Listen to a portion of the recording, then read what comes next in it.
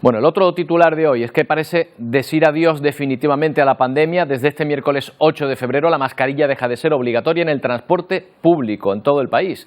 Después de casi 3 años desde que comenzó la pandemia del coronavirus, era casi el último reducto que queda, ya que poco a poco se ha ido eliminando su uso, primero en la calle, luego en las tiendas, locales y bares, y ahora ya no va a hacer falta ni en los aviones, taxis o guaguas, aunque sí en farmacias y centros y servicios sanitarios. Las autoridades sanitarias insisten, en todo caso, en la vacunación para prevenir los contagios.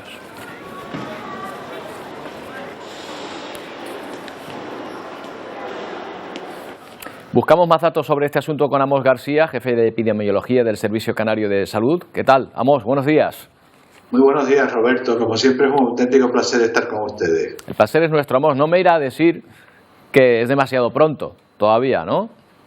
No, mira, yo era de los que pensaba que lógicamente había que dejar un espacio prudencial en relación al impacto que podía tener el invierno y sobre todo un elemento que forma parte de nuestra vida en ese periodo estacional, que son las Navidades, sobre la pandemia. Podría tener un impacto importante, pero la realidad ha demostrado que no ha sido así, que hemos pasado unas Navidades intensas y el impacto que ha tenido esas fiestas en las que aumentan las relaciones personales, hay una mayor movilidad de las personas, no ha tenido ningún peso sobre la evolución de la pandemia, ni tampoco el periodo invernal. Desde esa perspectiva y ante esa realidad que no solo se ha dado en nuestra tierra, se ha dado también en el resto del país y se ha dado en el resto de los países europeos, pues parece que es el momento adecuado para tomar esta decisión que sin lugar a dudas va a suponer un punto importante de inflexión en relación al futuro de la pandemia. ¿En qué parámetros se basan ahora, Amos, los expertos para conocer el avance del coronavirus? Porque, claro, solo se trasladan las pruebas a mayores de 60 años, ¿no? Sí, fundamentalmente, ¿qué era lo que más nos interesaba, Roberto, de la pandemia?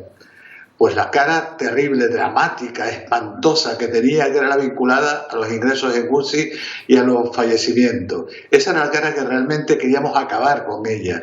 Y eso es lo que hemos conseguido con las vacunas. Desde esa perspectiva, el impacto que está teniendo la enfermedad en lo que son las UCI o lo que son los fallecimientos en estos momentos es muy bajo, muy bajo. Las imágenes actuales son muy lejanas y son muy diferentes a las que habían al principio de la pandemia. Desde esa perspectiva, lo que estamos consiguiendo gracias a las medidas que se han implementado y gracias a la vacuna es convertir el SARS-CoV-2 en una más de las múltiples enfermedades vinculadas a determinados microorganismos con las que convivimos habitualmente. Y por lo tanto, la importancia de la enfermedad está básicamente centrada, ligada a lo que te comentaba antes, al impacto que tenía sobre los fallecimientos o sobre los ingresos en UCI, que en estos momentos afortunadamente es muy bajo. Mira, tenemos ingresos en hospitales, personas que, por ejemplo, se rompen una pierna, van al hospital y les hacen la prueba del COVID y porque está así protocolizado y aparecen con COVID. Son personas que ingresan con COVID, pero no por COVID.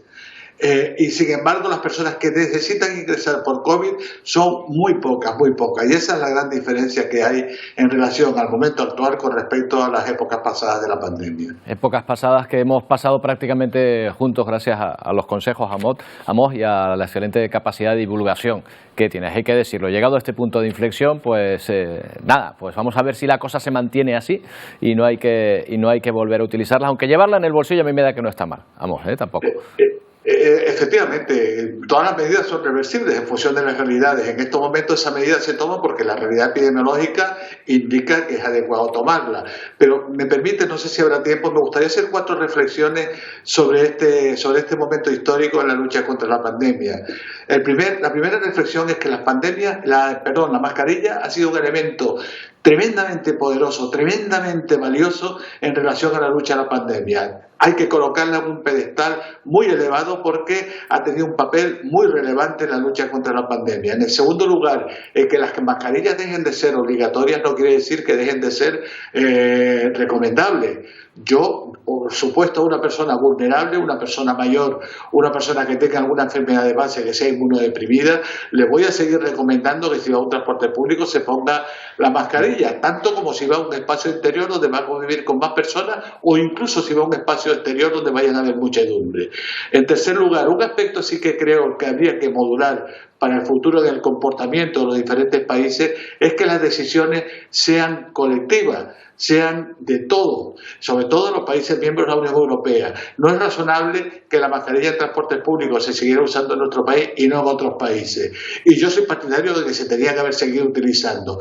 Pero para no minusvalorar la carga positiva que tiene una medida que se ha implementado, es conveniente que haya una cierta cohesión entre los países en nuestro mismo contexto. Y la cuarta, realmente lo que me preocupa, Roberto, en estos momentos es que las personas que todavía no han recibido la dosis de refuerzo frente a la COVID, la dosis de vacuna, lo hagan. La evidencia científica aconseja que eso sea así y por lo tanto yo les pido que por favor no dejen de vacunarse. Hecho, hay que dar ese mensaje. Gracias, Amos. Un abrazo.